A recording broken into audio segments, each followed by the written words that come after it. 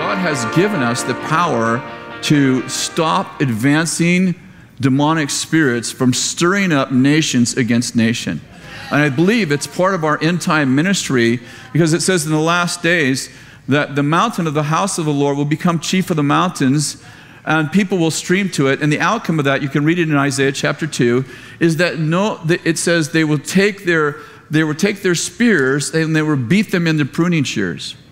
And they'll take their swords and beat them into plowshares, and never again will they train for war. And I understand that most theologians, nearly every theologian, takes that Isaiah 2 passage and pushes it into the millennium. But it actually begins like this. It's the second verse begins like this of Isaiah 2. In the last days it shall come about. It doesn't say in the 1,000-year reign of the millennium.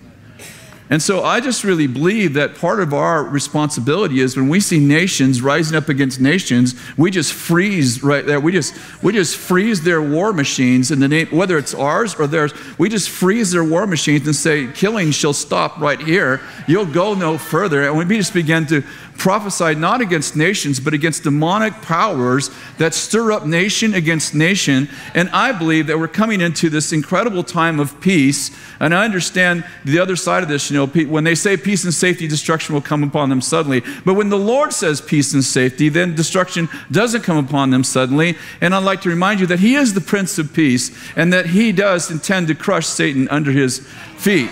And so I believe that we're coming into a time of intense peace, and I think that Eric said it very well in it was in the Leader's Advance in his message, that we're moving from King David, a time of David's reign, to a time of Solomon's reign. In David's reign, it was the reign of warfare, and David took territory that Solomon actually, in Solomon's day, he ruled that territory and won more territory through marriage than David actually won through victories, warfare. So I understand Solomon didn't end well, but hey, I'm planning on ending well.